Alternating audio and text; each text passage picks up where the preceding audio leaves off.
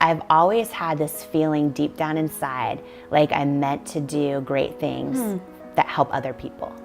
Interesting. I've always kind of just known it. Even when I took the low-paying job to learn journalism instead of like a super high-paying, consultant or banking job, I just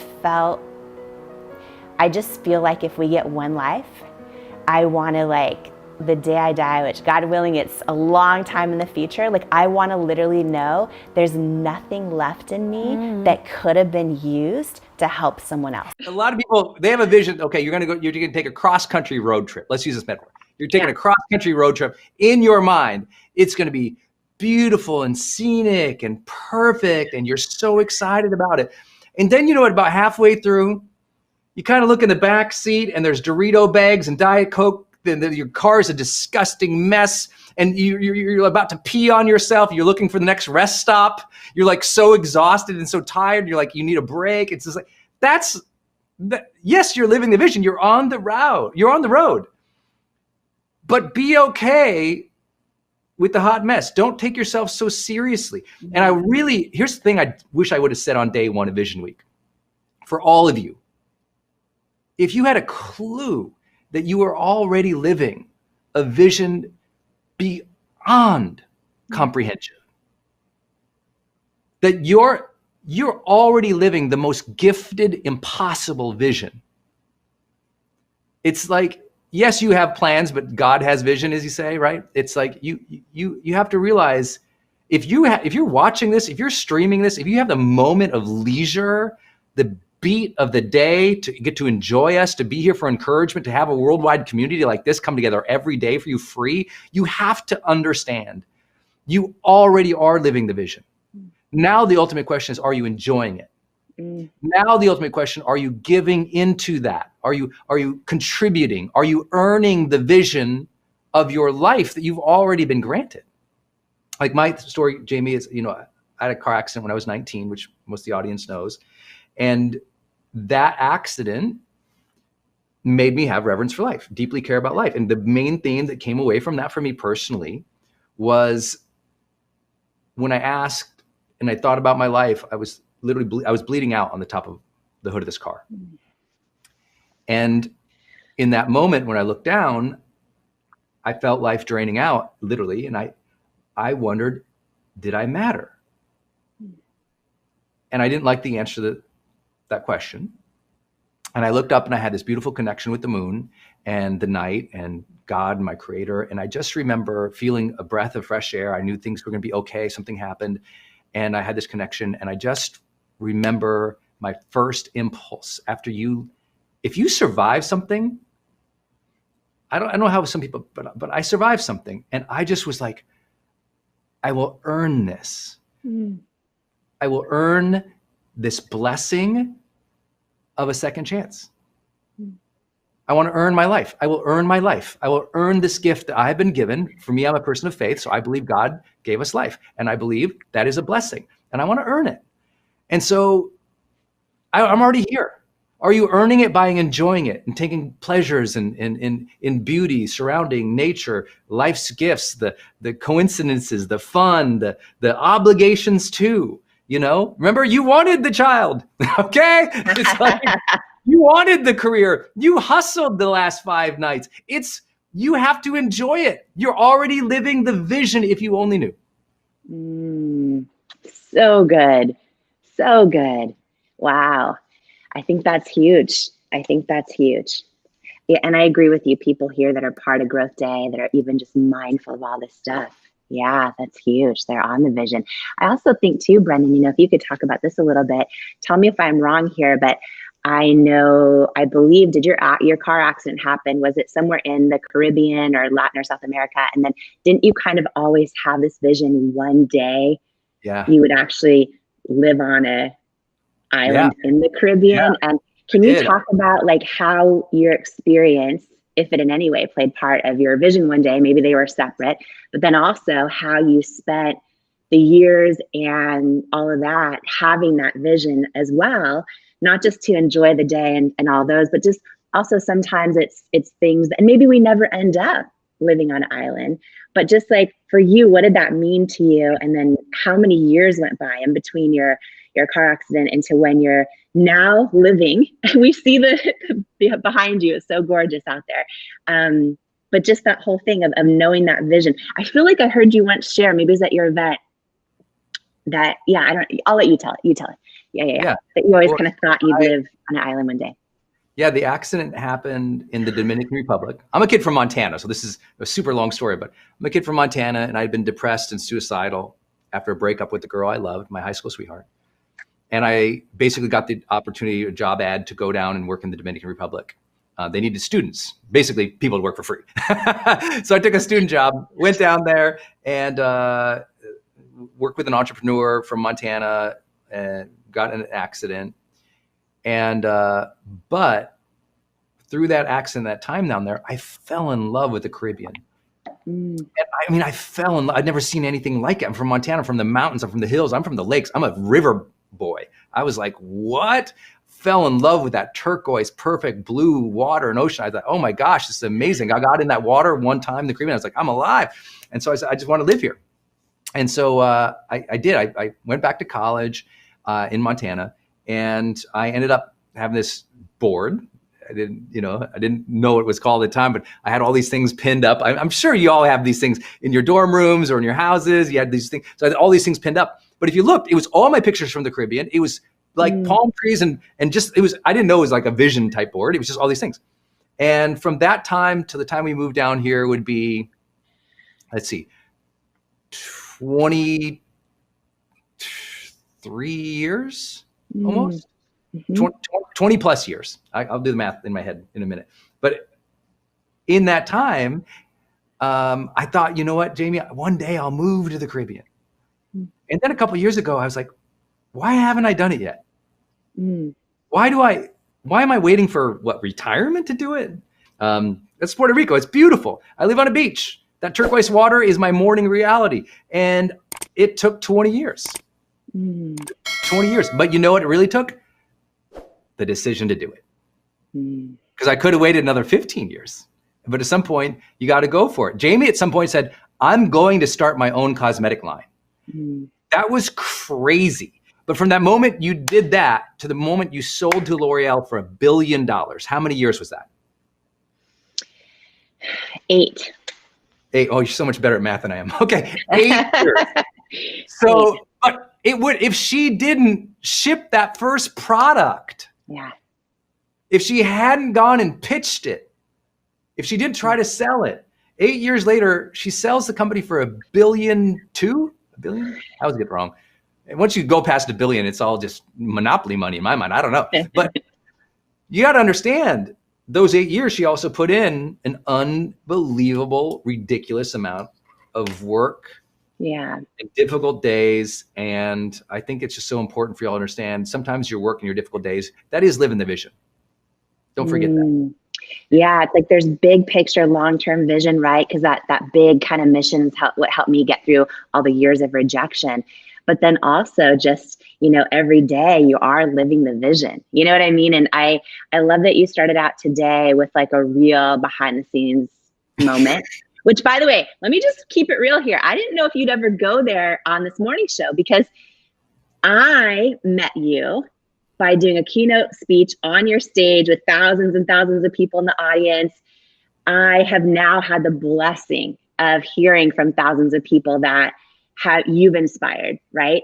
There's people that see you on stage. Of course, you're real on stage and all that. I didn't know, though, because it's the first time I think this has ever happened where we're like in our homes and we're going live, and there's no frameworks and scripts, although you certainly share them, which is such a gift. But we're just like, I didn't know how real you're going to be. So when you kicked off this morning, sharing the real... She sees me dancing in front of 2,000. How more real and vulnerable can you be? I do. I'm a horrible dancer, and I'm dancing in front of 2,000 people, not once, not twice, like 8 times a day. So here's my theory. Nobody is a horrible dancer if they fully commit. Can I get an amen on that? Amen.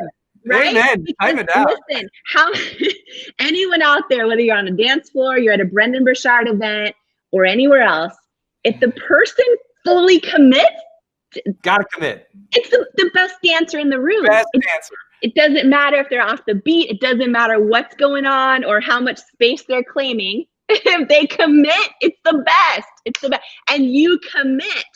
So, so listen, you cannot call yourself a bad dancer. You commit, and you commit on stage fully in front of thousands of people, and you bring the joy, and you cannot fake authenticity. So well, everyone you do too. If you all have not seen the gift of Jamie Kern Lima speaking on stage, I mean, obviously she's amazing in this Growth Day morning show, but it is a different thing to see a woman own the stage in front of 2,000 people in such a way that they are crying and they open their heart and they're laughing. And more importantly, they commit to their vision because they hear Jamie go, I mean, she committed.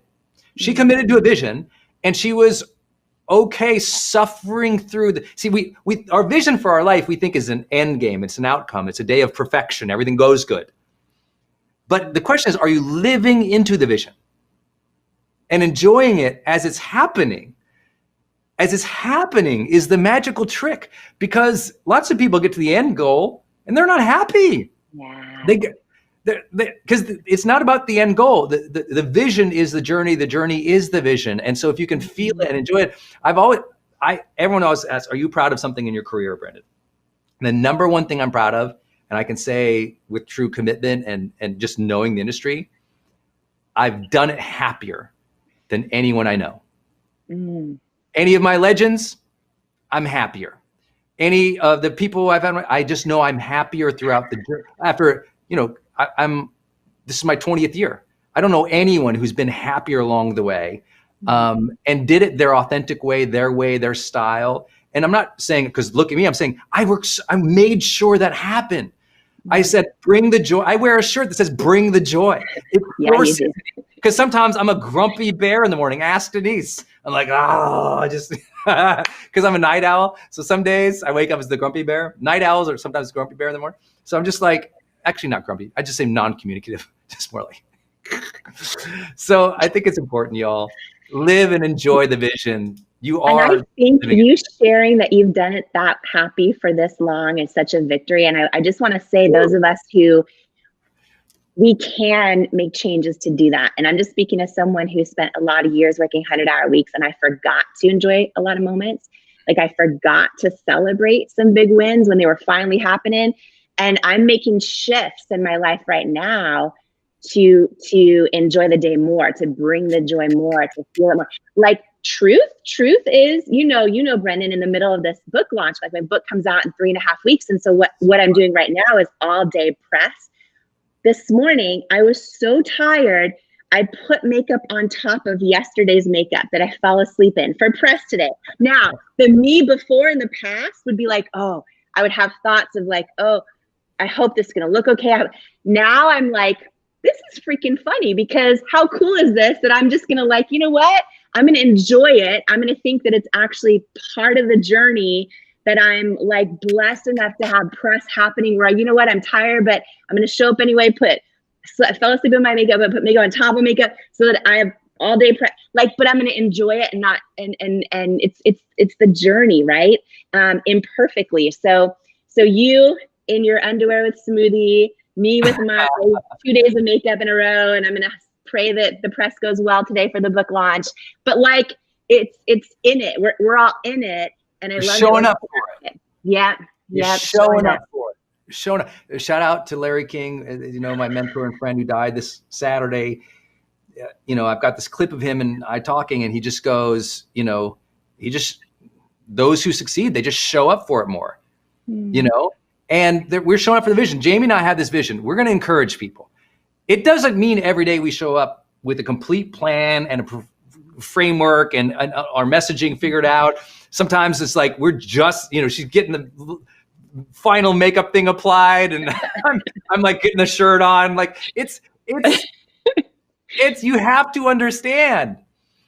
Just be in the vision, live the vision each day. Even if it's not the whole day, even if it's not perfect. Her and I are both gonna have to do administrative crap and emails, just like you're all gonna have to do today.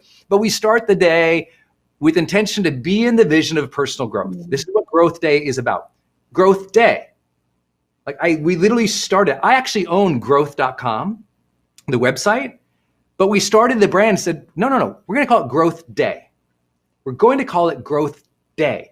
We want to remind you every day is a day to start anew, choose a new attitude, take the next action, learn more, say sorry, show up with joy, reset, forgive, start something. Every day is a good day to grow. Growthday.com. That was so huge for me. I want people to know every day is that chance. Every day you can earn it. Every day you can earn this life. Every day you can earn that vision. Every day you can be part of it, enjoy it, and feel it. Even if you have down days, bad days, suck days, difficulties. Jamie and I are working our tails off. I'll share one last idea. Jamie's launching a book in 4 weeks. It's called Believe It. I hope you will pre-order. I know tons of you guys already have, so thank you. Make sure you order Believe It on Amazon. It's for pre-order. I sleep with it now. It's always next to me. You got to show it all the time. Yeah. So go make sure you pre-order on Amazon. But listen to this. Jamie, I want to tell you this. This is such a huge compliment to you, and I hope you can receive it. The month that your book comes out, another 15,000 books will be released. Like major trend books, if you will, from major publishers and mid-tier publishers, 15,000 some books. We're not even talking about the self-published or just the post on Amazon or people put in PDF on their websites. No, straight up major publishers, mid-tiers. We're talking about 15,000 books that month. The reason Jamie's going to be on the New York Times bestseller list is because she hungers for that vision and will do what is required for it, even though it's hard. And I want to say this, a lot of people woke up today with the same vision you have for life. You got to ask yourself, are you earning it? Because they're going to say, I'm going to hustle today. I'm going to earn it today. Someone will outwork you. Someone will outperform you. Someone will desire. Someone will get to work. Someone will go for it because that vision to them means something. They're committing it, living it on the daily, even when it's hard, more than you. That's why Growth Day, on the daily, that vision commitment.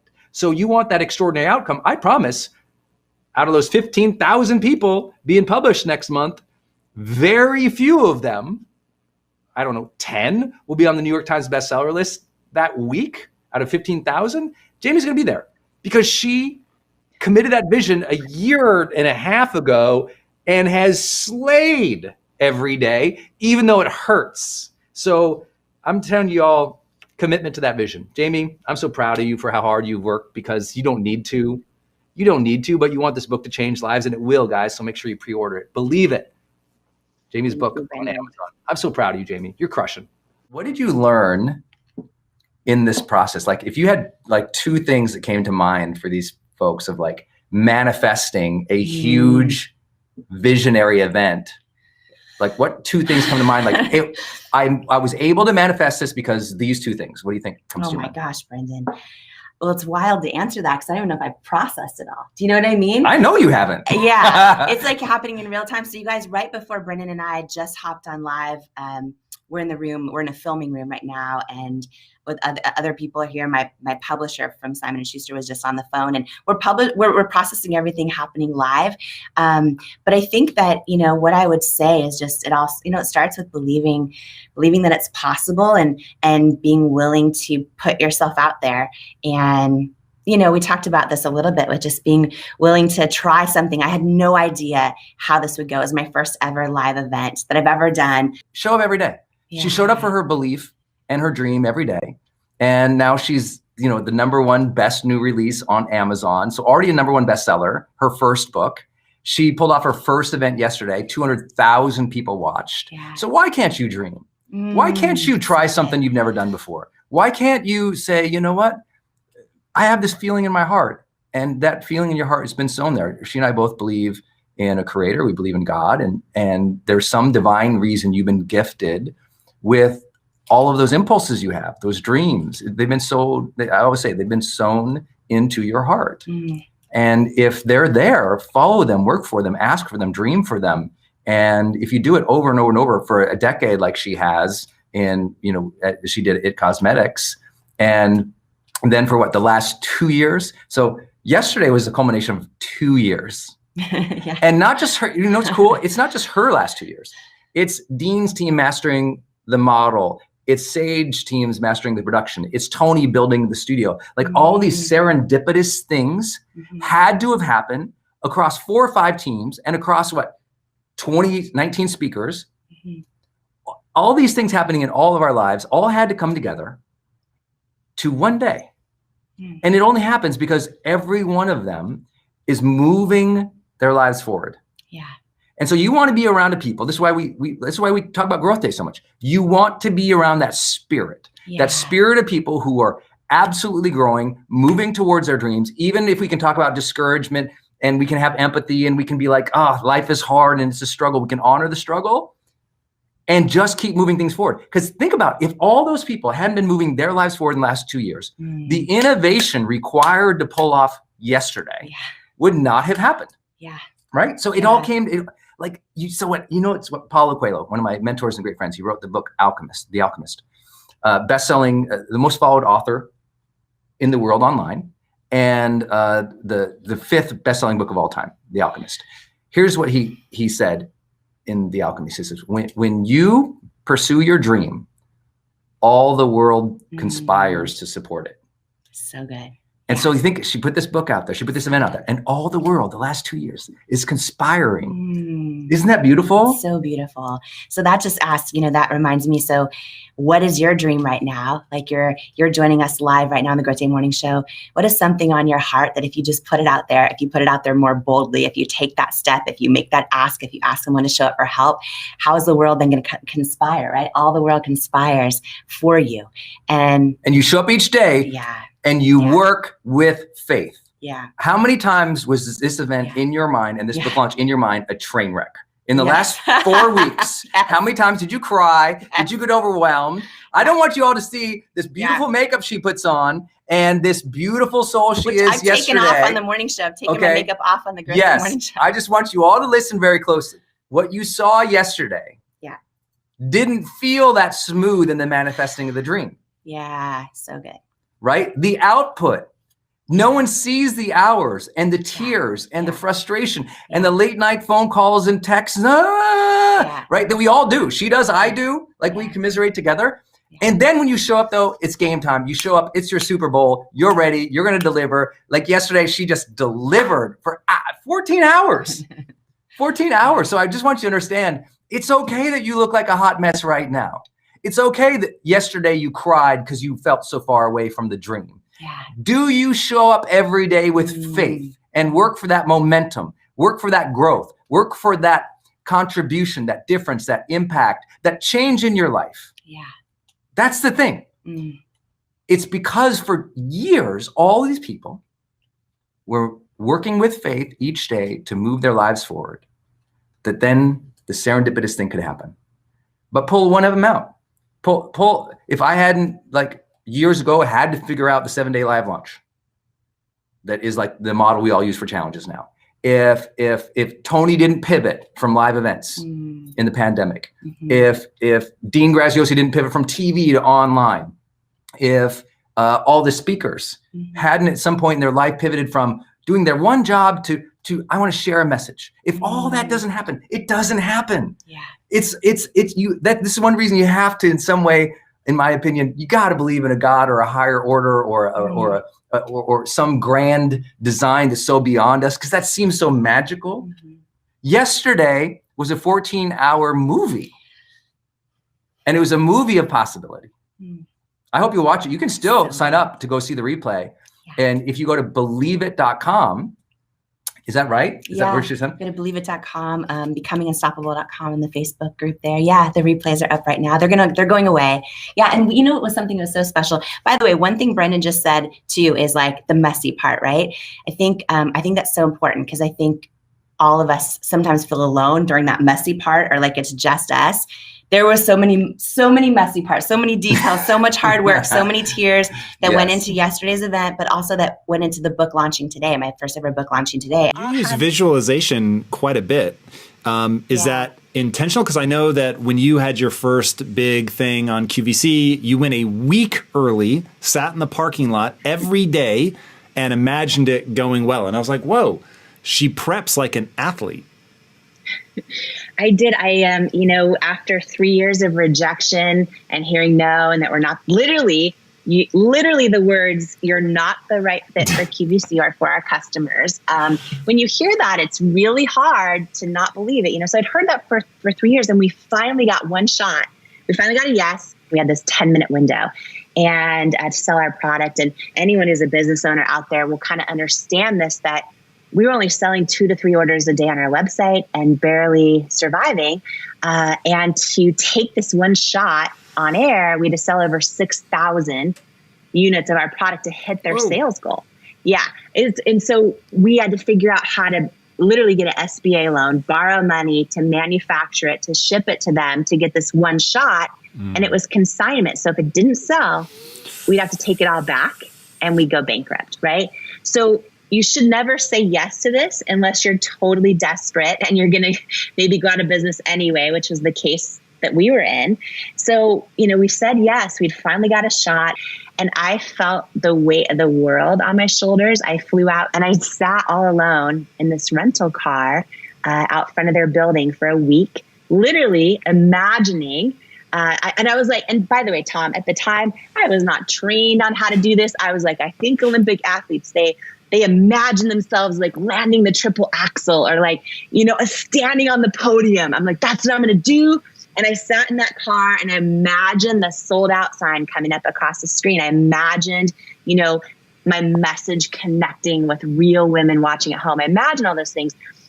But the other big thing is probably like that moment in time for me was one of the biggest life and business lessons I've ever learned, like literally learned and unfold right in front of my eyes, which was, we had one shot, and we hired third-party consultants that help a lot of people sell on television, and they help a lot of people with their businesses. And, I shared with them, okay, we have this 10-minute segment. I think I want to take my makeup off and just show my bright red rosacea and like prove live how this works, and put all models that are different ages and sizes and skin tones and skin problems. And they were like mortified. They're like, okay, here's the thing. Because they wanted us to win, right? Like that's their job. They wanted us to succeed. And what they all advised was, if you want your best shot at success, here's what you need to do. Use this type of model with perfect skin, the kind I'd seen my whole life on TV, on television ads. And I'm like, but that's not why I created this company. Like that would be inauthentic to why I'm doing this. And, but they're like, and we would fight about it. And I was like, plus, let's just take a big step back. This doesn't make sense to me. If I'm sitting at home watching, and maybe I have hyperpigmentation, or I'm 75 years old and I'm like, oh, is this product for me? And I only see one type of model who like with perfect skin, how do I know it's going to work for me? Like, this doesn't make sense to me. And we would fight about it, and they wanted the best thing. And that's the other thing I've learned is like sometimes experts, I wish I knew this lesson earlier. I would have saved myself so many nights crying myself to sleep. But sometimes experts that are touted visionaries, they would never be able to admit this ever, but they still subconsciously can't imagine something succeeding if they haven't already seen it succeed before. So it's like anybody doing anything novel or different, and by definition, if you're doing something authentic, even if it's already been done before, no one's going to do it like you. So you're doing it novel and new. It's hard for anyone to imagine it succeeding. So oftentimes when people don't believe in you, or don't believe in your dream, or don't believe in your idea or your product or your vision, it's not personal, and it's not even often valuable, because they just actually can't imagine it because it hasn't been done before. So anyhow, they're all telling me to do it a certain way, to take my one shot in that 10-minute window and do it a certain way, and use perfect models with perfect skin and all this. So I sat there in that car, like literally praying and crying, because I also didn't want to go out of business. You know what I mean? And I was like, okay, well, I just keep having this gut feel. It was like my gut was on, one hand, and these experts' advice were on another. And we're so tempted to put experts on a pedestal too, but my gut kept telling me not to do it because it's inauthentic.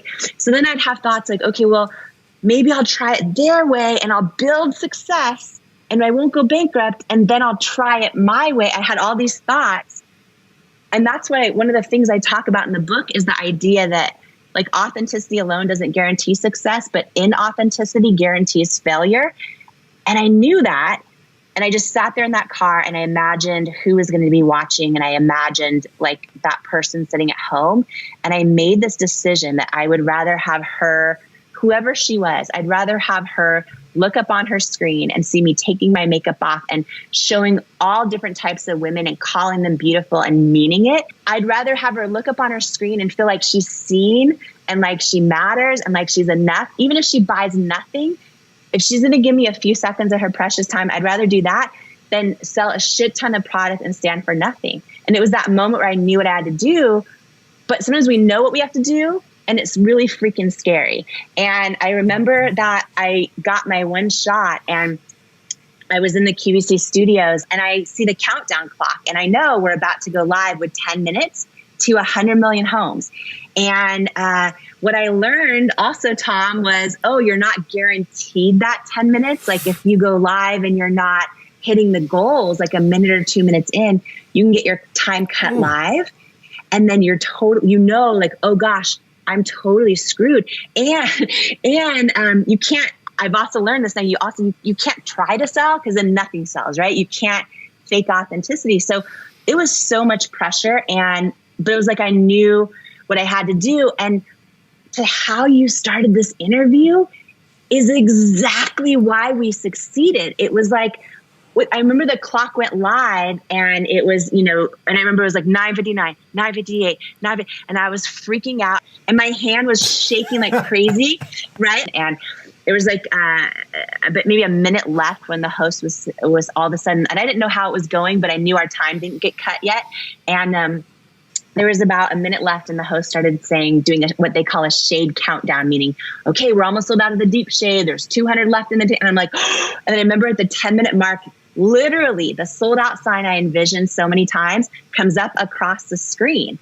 And I just start crying on national television. And my husband, you put a great picture in the book. It's fantastic. You saw the picture, right? Yeah. Okay. So literally in that moment, you saw the sold out sign came up, and then my husband came rushing in the double doors. He's like, "We're not going bankrupt." Like that's all he was like so happy about. Meanwhile, I'm like, this worked. Like real women have spoken, and it was this big thing. And that one show turned into 5. We got Welcome Back, turned into 5 that year, and then we ended up doing over 250 live shows a year for 8 years, and right now do. And so It Cosmetics. So we built the largest beauty brand in QVC's history, and it is right now at this moment. And I only think that is important to share because it was 3 years of them saying, no, you're not the right fit. And I just think that, I don't know, I think that anyone going through that right now, like no one can tell you you're not the right fit. You know what I mean? Let's talk about the gut then, because there's multiple things that you just said there that all you've led back to the gut. And in hindsight, everyone listening and watching are going, well done for trusting your gut. But there are many times that, at least for me, I've trusted my gut and I was wrong. And I've learned my lesson and then I move on. So I want to start with you're a news anchor, you've got the blotches, nothing was working for you, you're going to try your own. What made you trust your gut in that sense? Because like you said, you had college debt, so you have all this stuff that's stacked against you. It's based on beauty, which for women is very emotional. So how did you keep going and like try to find the solution instead of just hide away? Like what are the things that you told yourself that pushed you to keep going and trust your gut that this was the right path for you? I've always had this feeling deep down inside, like I'm meant to do great things that help other people. Interesting. I've always kind of just known it. Even when I took the low-paying job to learn journalism instead of like a super high-paying, consultant or banking job, I just feel like if we get one life, I want to like the day I die, which God willing, it's a long time in the future, like I want to literally know there's nothing left in me that could have been used to help someone else. And you felt that even back when you were the news anchor. Yeah. Wow. Yeah. So because I actually didn't feel like that. No? I do now. You do I feel, now, I feel like so you now, know like it, right? That my feeling. purpose of all the failures that I've had, all the problems, all the health issues, my purpose now is to speak it so that it can help other people. And but it back, does. But back when I Thank you. started, it didn't. It was actually, if I can be so honest, it was out of pure ego. So when people told me you can't do it, you're not good enough to do it, you're dumb, you're stupid, what are you doing, you're not talented. I was just, stubborn enough to say, I can do it. I'm going to prove them wrong. And it was out of stubbornness, not out of like, I want to share it with the world, that actually pushed me to then show myself what I was capable of. So you were driven by ego because you're like, I'm going to prove them wrong. Exactly. Then I realized, wow, I'm actually did do it and I'm kind of capable. And so then it's like, well, if you're capable, what else can you do? Yes. And so that became the foundation of then, okay, maybe I have a superpower. So if I have a superpower now, how am I going to help others? So it kind of became a transition for me versus then just an initial, like from the beginning. So that's why it's really impressive that you felt that even before you had any validation that you can do it or that you have the ability to do it. Yeah, I've always had that feeling. And it's funny that you say this. I've definitely done things for ego. I have definitely done things for ego. And most of the time when I do that, I regret it. It doesn't feel right, right? You know what I'm saying? And sometimes I do stuff on ego and it turns out great and whatever, but it's like it doesn't compare to that feeling of knowing you're doing something bigger than yourself. I feel like when you spend the time to really think about your why and why you're doing it, why or how it's bigger than yourself, that will sustain you through so many hard times, right? Because just hearing some of what you're sharing, I'm having flashbacks even to so many of the hard times, even once we finally got yeses and finally we're on QVC and all of that, when you're putting in 100-hour weeks and when stuff doesn't go your way and all that, and when your why is bigger than yourself, it sometimes it's like that's the only thing that gets you through those hard times and keeps you going. Because sometimes if it's just for ourselves or our own ego, it's not a strong enough why. When you are so burnt out and you feel defeated and you feel like self-doubt's entering your mind, it's like money isn't a strong enough why, because you can go get another job and get money. You know what I mean? It's like really peeling back the layers on what you're doing and really getting to that true why that means so much to you. And for some people, it's, I'm going to change this generation of my family. Where I come from is not where I'm going. I'm not going to have my children go through what I went through, right? And that why is huge. It doesn't have to be a why to go change the outside world. It might be a why to change inside your own home. And sometimes just like not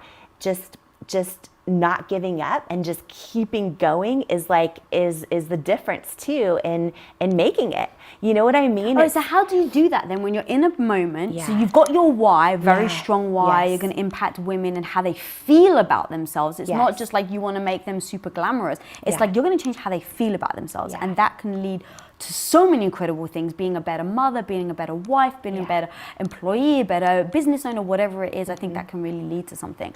So you've got your strong why. Now, you've got your strong why, but you only have $1,000 left. Yes, I know. How is the why strong enough to get you through it? Or was there something else that you had to do to tell yourself, like, no, keep going? Because that's where people go like, all right, look, at some point, if something is failing, at some point you have to let it go. So two things. So for me, and this is so personal to everyone and to what they believe in. For me, faith is huge in my life, and I feel like I hear my faith through my gut feelings. I really do. And there were nights where I was just like, is this what we're supposed to do? That combined with really freaking hard work and like, let's just keep it really real, because sometimes, and I don't know how we're going here to Denny's and all the really real stuff, but what I love about it is, if any of your community has heard any of my story before, they've probably just heard the $1 billion fairy tale. And the real of it is when we were under $1,000, we were trying to get SBA loans from anyone that would give one. No one would give one, and they shouldn't have, because it's like, you're trying to show a business plan for projected sales when you don't even have any, we were doing 2 to 3 orders a day on our website. But you know what?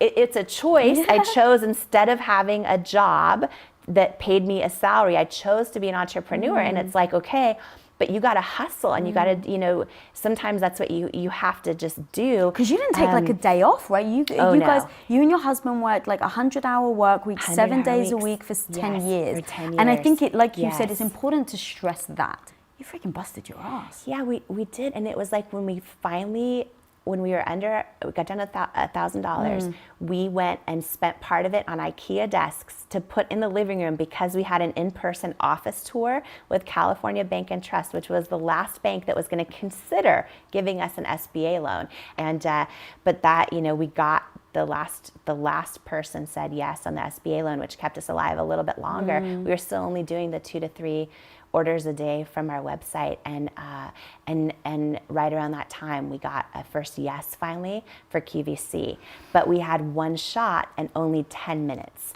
And you'd been going after QVC for a long time, going right? after him for a long time, and always hearing no. I remember, oh my gosh, like the number of no's from everybody. And so there is a guy named Alan Burke who was like the head of beauty at QVC, and he got all of those like really high-end department store beauty brands to really want to go on QVC, and all the designer brands. And so he was the head of all of it. And I remember one day I finally got, I think it was a call from his assistant saying he wants to have a call with you. He's reviewed your product. And I like thought this was going to be our big break. And he was very quick, and he said, I've reviewed your product with our buyers, and you're not the right fit for QVC.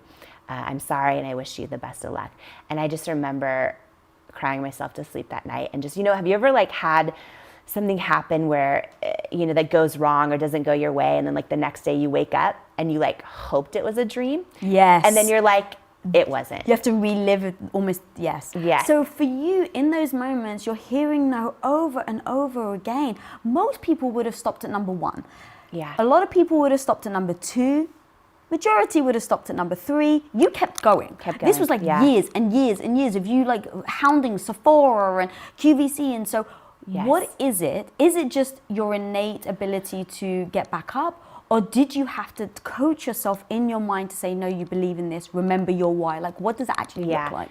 Both. I feel like when I look back on things, and this is what I love, it's like even if you're in a space right now in your life where you're like, this isn't where I want to be, I would just trust it, because I look back at like when I was a news anchor, I would get emails that were so mean, like, are you pregnant? Are you, right? I had a news director at one of my jobs that would just tear me to shreds, appearance-wise, stuff like that. And I really feel like it helped me get really strong, so that rejection started to hurt a little less, but it still hurts. But resiliency is like the most important skill, I think. I think what's tricky is going, okay, am I putting good money after bad, right? Which is like a famous saying, meaning, does every sign tell me this is a bad idea, and do I keep wasting my time and money? You know what I mean? That's the hardest thing to know, especially when you're building your business. And for me, the deciding factor for me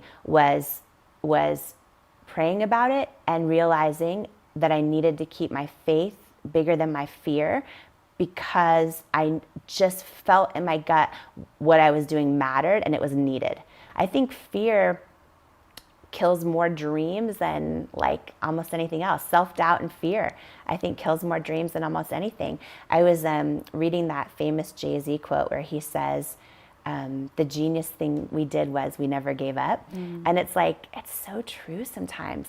And what's crazy is I would have saved myself so many nights of crying myself to sleep had I known what I know now, which is just that if you're doing something novel or that's different, that hasn't been done before, of course, all these people that are experts aren't going to get it right away, because there's no it's never been done before. So there's no proof out there that tells them, oh yeah, this is a good idea, or oh yeah, this is going to succeed in your stores, or, you know, it's never been done before. So I shouldn't have been surprised that all these people that I thought were like, you know, they would know if, you know, they're going to see our product and like love it right away. And the other thing I learned was by persistence and by not letting those no's destroy every ounce of confidence I had, and every single person that told us no has now told us yes. But some of them told us no for years and many, many, many times. And here's the crazy thing, and I don't know the answer to this, but what I do know, Lisa, is had I listened to a lot of the ways they told me to change our product or change our positioning, had I listened to that, I don't think our brand would have worked. I don't think I'd be sitting here having sold it to L'Oreal, because L'Oreal has a lot of other great brands that do what's already been done really well. They're the best at it in the world. Had I not done something totally different that went against what all these other experts were saying to do, I wouldn't have created something of value that complemented their portfolio. Do you know what I mean? Yeah, I think it's Peter Diamandis. I think he said this. The day before a breakthrough is just another dumb idea, and it's like it's so true. Because you're getting no's a million times. You're also telling people, people being mean. Like in my intro, I said someone said to you, you know, who's ever going to buy makeup from you? Yeah. So again, that was one of the toughest things I've ever dealt with in my own head. Because what had happened was, so we had no money, as you know, as we've covered, and this investor who he had invested in a lot of consumer product companies. So he had a big, he was the head of a big private equity firm, and a lot of companies I love were his products that he had invested in and sold. Okay. And we finally got a meeting with him, and he was super interested. So it's someone you're super excited about. Yes. Someone you're amped about. Someone have a you lot admire, of respect for. Respect. Yes. Okay, makes it even worse. I know, and they loved our idea of what we were doing with our products, with our company. I'm like, this is amazing, because if they invest in us, then we're not gonna go bankrupt tomorrow, and B, maybe they can help us get into these retail stores. And like, I was so excited. And then I'll never forget this. In person, this guy was like a foot and a half from me, and they said, we've decided to pass on the investment. It's a no. And I said, well, can you share with me a little bit why? Because, you know, feedback's always a gift, even when we don't want to hear it. And he said, well, do you want me to be honest with you? And I said, yes. And he goes, I'm not sure if women will buy makeup from someone who looks like you know, with your body and your weight, is what he said to me. And I remember looking at him and just like, while I tried to handle it with grace and just say, thank you for your feedback, I knew so strongly in my gut in that moment. So it was this combination of being hurt, really obviously hurt, but I just had this strong gut feeling that said, he's wrong. Like, he's wrong.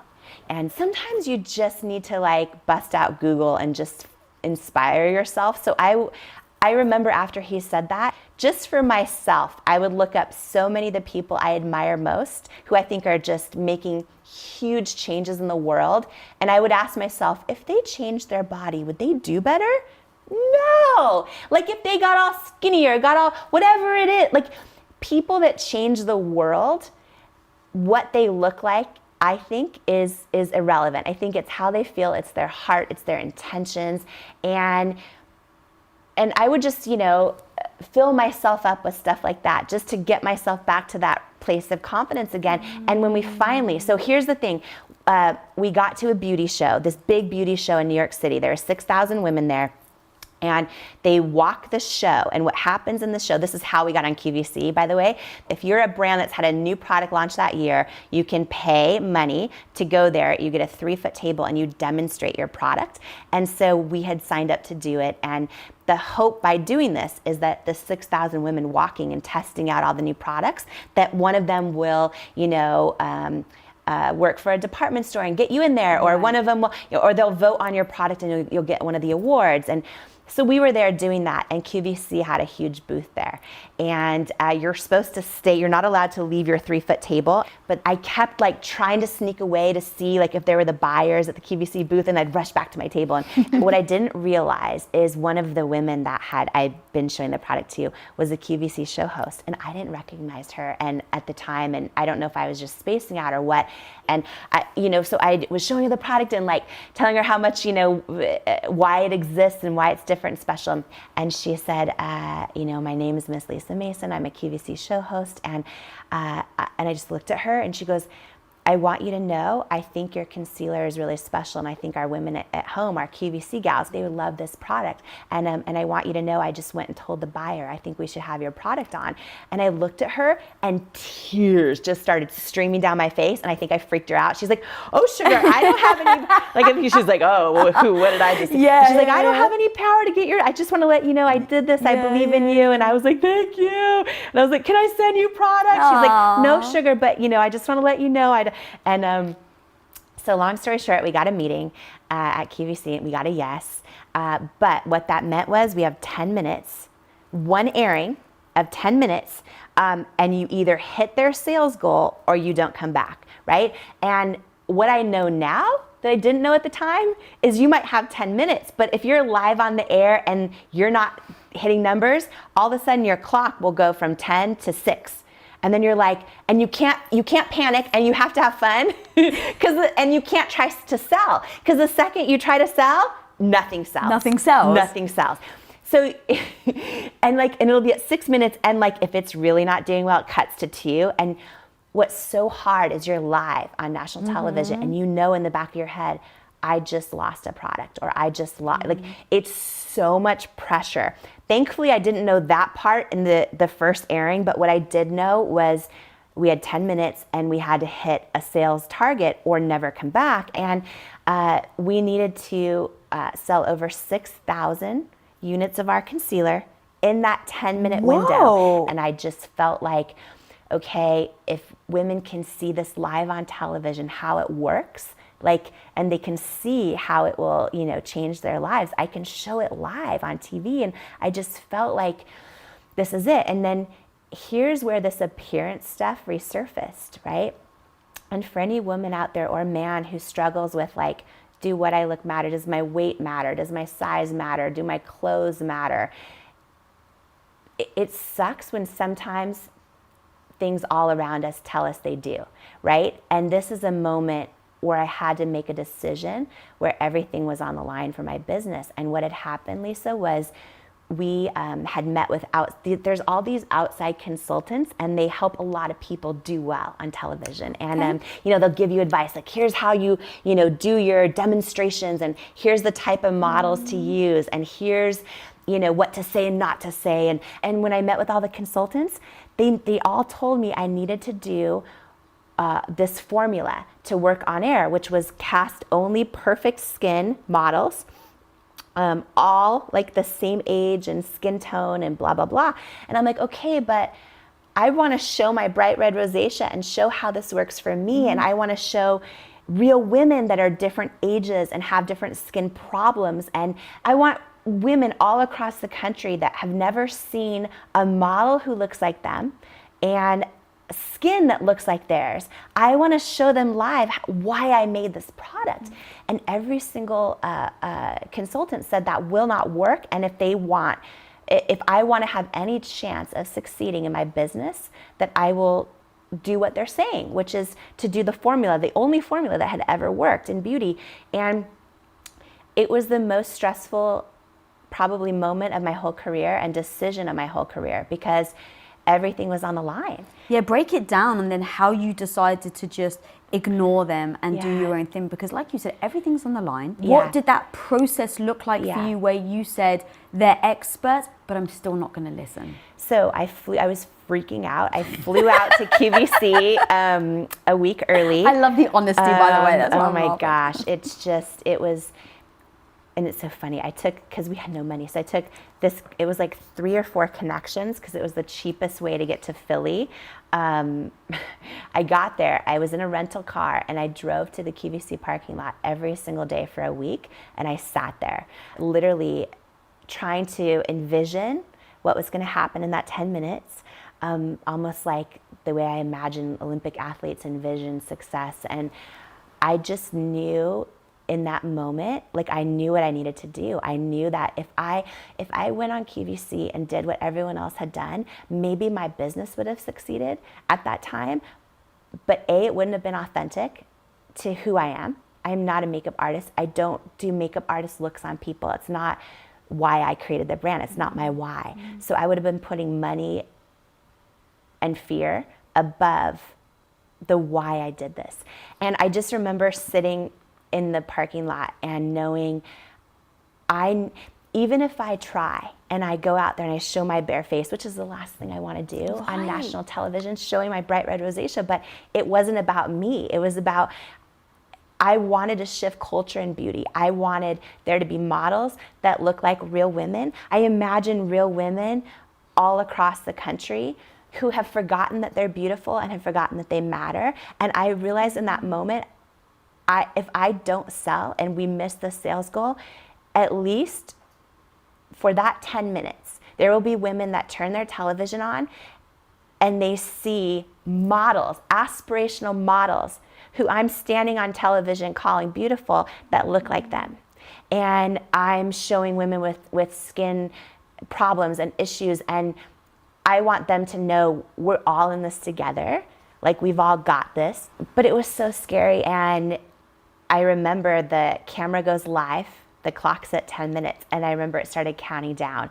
And and I had this demonstration planned on my wrist, right, with where I put these two beautiful department store concealers that are top sellers and ours, and I would bend my wrist and show they start breaking up and cracking, right, and ours doesn't, which is why it would cover my rosacea. So I had this thing planned and I started doing it, but I was so stressed out. TV, I'm not nervous for. It was the business, the weight of everything, and my hand was like this.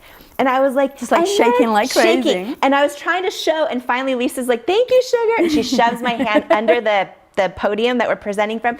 And I remember at the 10-minute mark, literally the 10-minute mark, the sold out sign came up. And I just looked at Lisa and I just started crying. Because I was like, it was like real women had spoken. I'm so glad I listened to my gut. And I think sticking with the authenticity of our brand, even when everyone was saying it wasn't going to resonate, is why it's the only reason that we now built a $1 billion company. Something you just said, actually, so you've spent so much time and energy and effort putting every ounce of your being into it. Yes. You and your husband, being super authentic, making sure that you don't divert from your authenticity. Being true to who you are, and then you sell the company.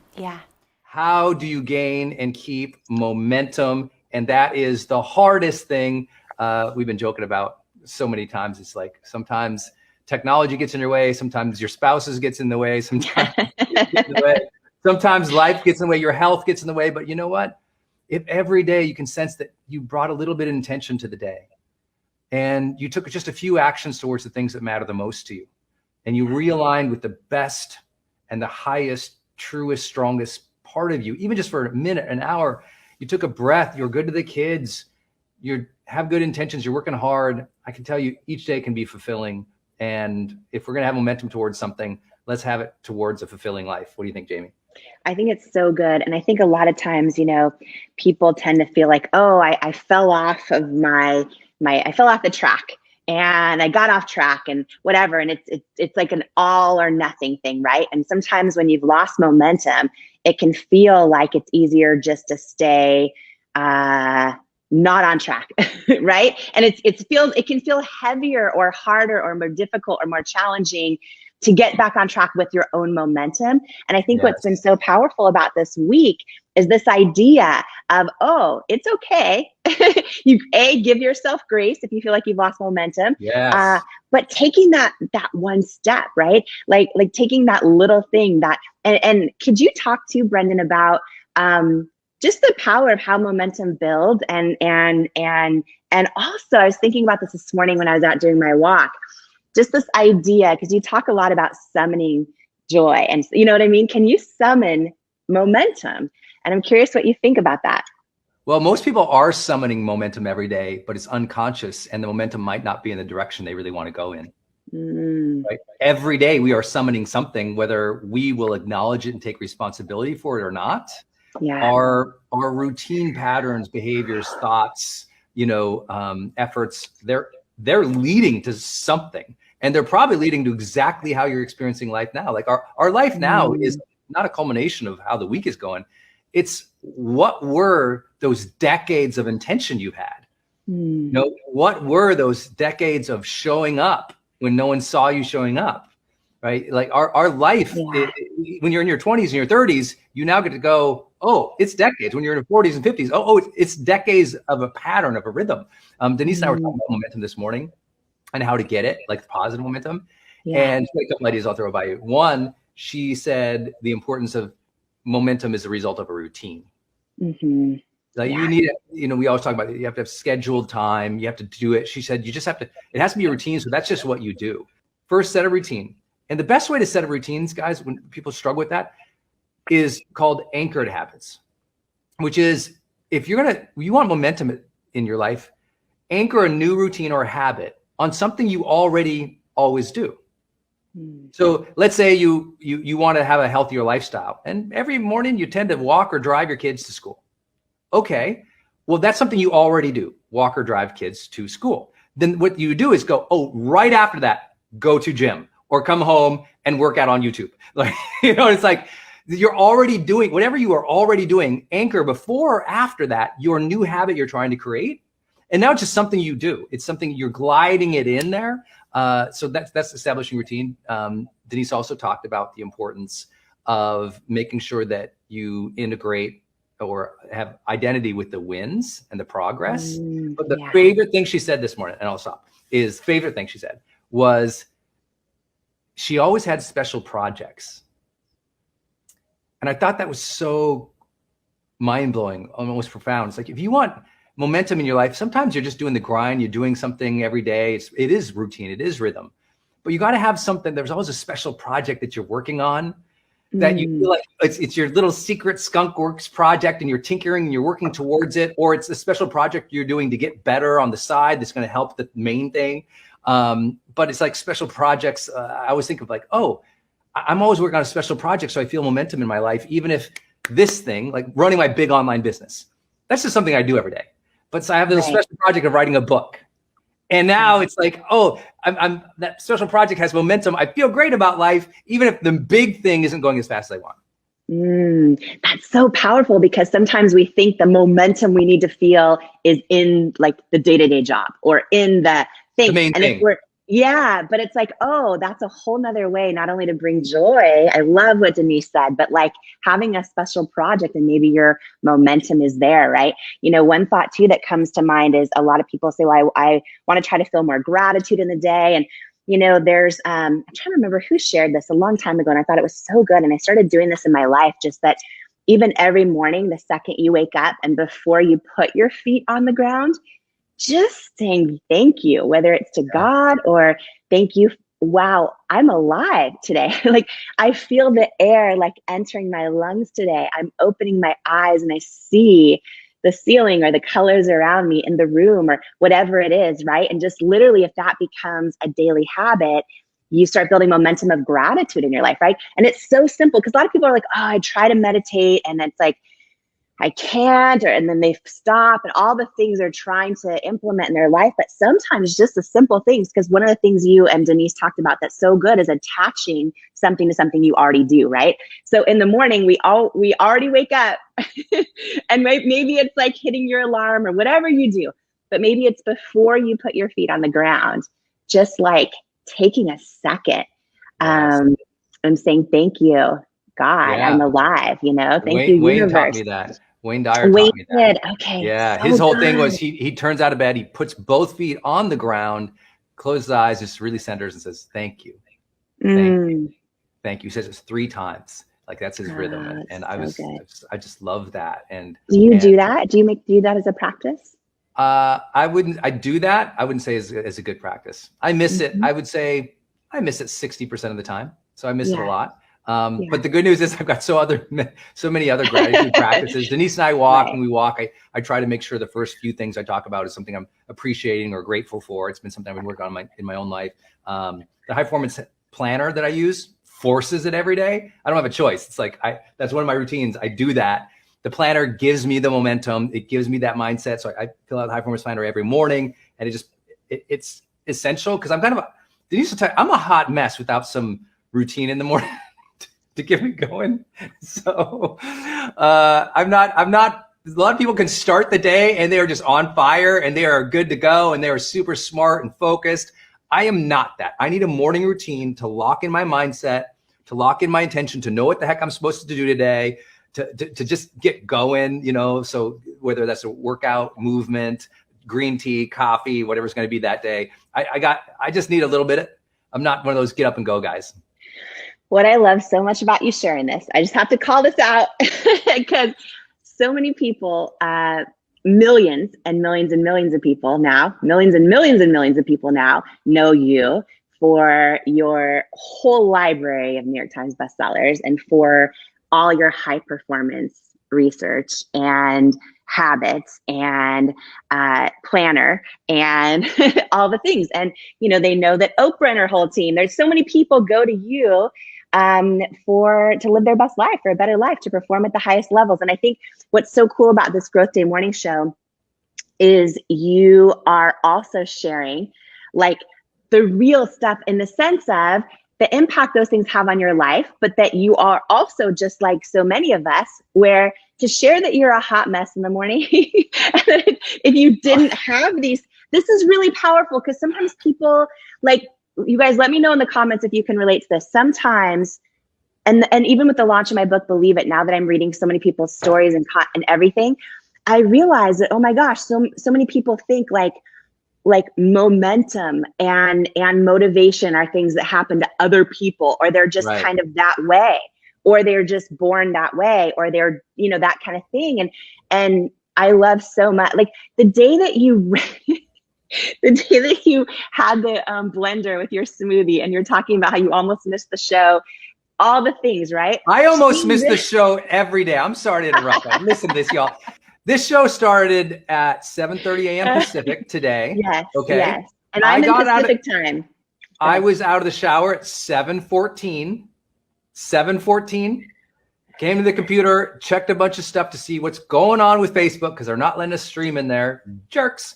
I don't know what's happening. And so I'm working on that, troubleshooting that. And I got the link to Jamie to start the show at 7:27 a.m. So 3 minutes before. So yeah. I feel like that's kind of my life recently. And that's just been real. We talk about momentum, right? We're talking, this week's theme is momentum, talking about even how do you get momentum? I love what Denise said, which is having a special project. Because listen, there's a lot of people in a job right now and they're frustrated and their boss sucks and all these things. And they're like, how do I feel momentum? I got to keep this job right now. I got to put food on the table. I got to keep my paycheck. Well, maybe it's a special project that is meaningful to you, that you then you feel and generate that momentum again in your life. That really, because when we are moving forward, we feel more fulfilled, right? Maybe it's hopping on here with us and the Growth Day morning show every day. And that's the one thing where you're like, oh, you start to feel momentum in just your own mindset and your ability to feel the day again. We talk a lot about feeling the day on this morning show because I didn't feel the day for 10 years when I was just living in burnout. And, I think that maybe this morning show is part of your momentum. But I love the theme this week on momentum. I think that's so powerful. And we're not letting Facebook stop us from our momentum either. We're going. If you guys haven't seen it, we do post the replays on community.growthday.com. So at community.growthday.com, which you guys can all join free, that community website we have. And there's a little thing that just says morning show on the tab. And you can see, I don't know, 10 of the best of morning shows we post. Here's my favorite thing that my wife taught me today. Denise said that she came running in as I was like dealing with the Facebook people. And she's like, oh yeah, one more. And her idea was also that don't let others define what momentum means in your life. Ah, so good. Yeah. And or success, or, you know, what's good and bad, or what you value. Is like listen, sometimes momentum for people, it literally is, they got out of bed today, they got showered, and they made themselves something to eat at some point during the day. We've all been in that place where we're just down, depressed, sad, frustrated, unwell. You know, that sometimes that's the win for that day. And everyone else will be like, you didn't do anything. That sometimes just the survival and self-care is the win. Other times, depending on what your expectations are, what your projects, your intentions, what your aim or your purpose is, other times, wow, you did, you know, on average, like Jamie and I, we've been doing, you know, I always do like 7-8 hours of video and production every single day for, I don't know, 15 years. You know, it's like a lot. And then you add on all the work and everything else. Like, we're crushing it because we're in a launch window. Jamie's been in a launch window. Jamie did her first ever live event. She's launched the book, Believe It, which I hope you have supported. And she's never done either of those things before.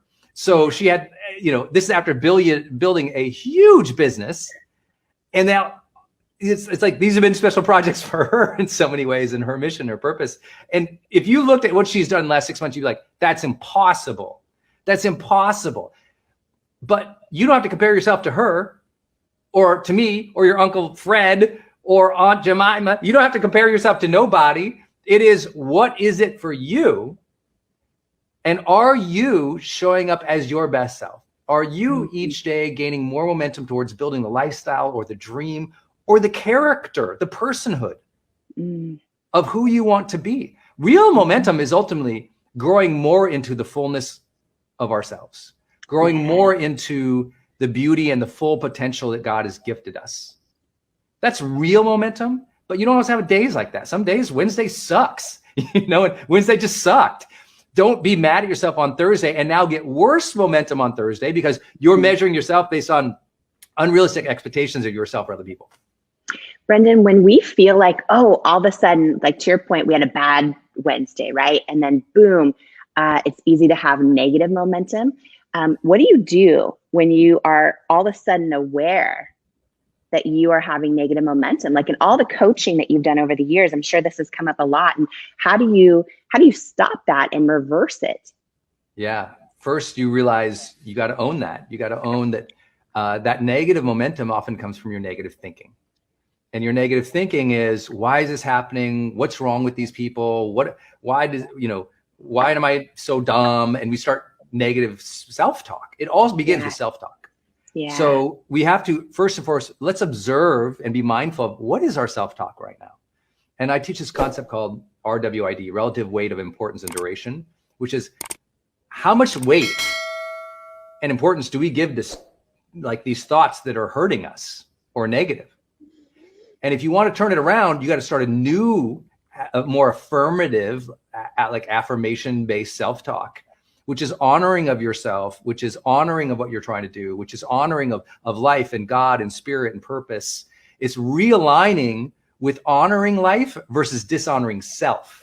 And so what happens, you lose momentum because you beat yourself up. How do you beat yourself up? You say crap to yourself. When you say crap to yourself, now you want to eat crap. Now you want to lay around and do crap. Like, you're just like, everything falls apart from what's up here. Everything comes back up to here. You can never forget, every negative thing happening is ultimately coming from, I'm not talking about the external one. I'm talking about what we generate. Right. It is coming from what we are speaking to ourselves, the stories we tell ourselves, the excuses we tell ourselves, the way that we speak to ourselves is setting our real intention and inspiration, motivation, direction for the day. This is why in Growth Day, and what I'm telling everybody, please pay attention to, your primary thing that you must do in your personal development is you must consume and pay for and invest in great personal development. And the reason I say that isn't, I don't care if it's mine. I don't care if it's Growth Day or something else. You need something going into your brain, whether it's podcasts, which can be free, or people's online courses, or you're reading a book, because that's also going in your brain. You need this positivity and this purposeful conversation going in your head, because the more you wire that into your brain, the more your brain is set up on that frequency, So that when the lower frequencies of self-doubt, self-harm, upset come in, your brain goes, oh, no, hey, that's a weird station. That station should come in. We're on this station. And so you got to wire that into your brain. This is why personal development is so critical. And for those of you I call it like self-help apologists who are like, I don't really like self-help, but I do. And because they think it makes them a dork. You're a dork. Welcome to our community. We do this. This is why this woman became $1 billion business builder. This is why I've probably, nearing 1 billion video views of all of our training and our courses, and certainly, the impact and impressions we've been able to make with personal development, because people know you cannot get momentum and you can't be your best self without a dedication to self-awareness and self-mastery. Without a personal development edge, you will always be mediocre, because you'll just settle into the comfort zone. There has to be that conversation in your head saying, you got greatness in you. You can do this. Remember what you're capable of. Try hard, show up, believe in yourself. You got this. Jamie's book, Believe It. Like, you need those things like grooving into your brain if you're ever gonna have breakthroughs. So good. So many people in the comments saying, thank you guys for talking about the negative momentum, right? Because, so often it's like, we're like, here, the positive, all this stuff, but then that's so real for so many people. When you have that negative momentum, what do you do? And something you just said that was so powerful about honoring life instead of dishonoring yourself. Yes. Like, can you just share? Where's the mic to drop? Because that's like literally, though, that's so powerful, and how it all starts in our mind. Yes. Are we honoring life, or are we dishonoring ourselves? And how when you think crap, you eat crap. I can relate to that one. All those things, especially in the past few weeks, all those things. But that's huge. Will you just, Brendan, if you can, because a lot of people are in that space of feeling a little bit negative momentum, and especially after the past 14 months. But the idea of turning it around by honoring life instead of dishonoring yourself, that's huge. Yeah, it comes from me. From me, I'm a person of faith. I believe in God deeply. And I am somebody who, I just have this belief that having reverence for life is the real secret. And I have reverence for life because multiple times I've faced my death, but I've also been with people in hospice as they've died. And I think if you have the opportunity to be around the difficulties of life, you appreciate them more. And if you have the benefit of having a blessing or a connection with God, creator, universe, a source, whatever you want to call it, wherever your faith or tradition is or isn't, I think what's powerful is, for me, I won't dishonor life by speaking ill of God's creation. I believe that you're a gift of God. I believe that people are. I believe that people get in tough spots and do irresponsible things, and some people are not well. I believe that explains a lot of the challenges and the issues and the evils that we see in the world. But I also believe that there's some higher plan. I believe that there is something that is very special, that we are alive on the spinning globe in this unfathomably huge cosmos and universe that is constantly expanding, that we don't even understand how it's happening. I think it's a very precious and beautiful thing. And I believe that falls down to unit economics, which means it applies to you, which means if you believe the universe is special, then you have to believe you are. If you believe that God created good things, then you have to believe that you are good. You have to believe that if there's blessings in this world, then you yourself are a blessing, because everything is one. And so I just believe to speak ill of myself that's not just self-harm. And we know, listen, any psychologist or therapist tell you having negative self-talk is going to derail your life. It's going to ruin your relationships, ruin your health, ruin your wealth. It's terrible, right? We all know that. But also we should know that, it's very dishonoring of life and the impossibility that you're alive. It's very dishonoring of your God or your faith or your universe, whatever you believe it to be. And I just won't do it. I won't do it. I'm like, who am I to disparage the fact that God gave me this mind and body? Like, really? I just don't have enough ego to bash myself. And so I feel like when you're aligned with something that's higher than you you honor you. It's so good. I think a lot of people, even people with strong faith, don't make that connection necessarily as it pertains to themselves, right? I was in a discussion with a bunch of women on Instagram about body image and about the idea of loving your body versus shaming yourself for your body. And, one of the things I talked about was similar to what you just said, actually. I was saying, one thing I try to think about a lot is like, if you can't cheer for yourself, cheer for God's creation, which is you. Ladies and gentlemen, rock this house and welcome to the stage, Jamie Kern Lima! Baby Kern Lima!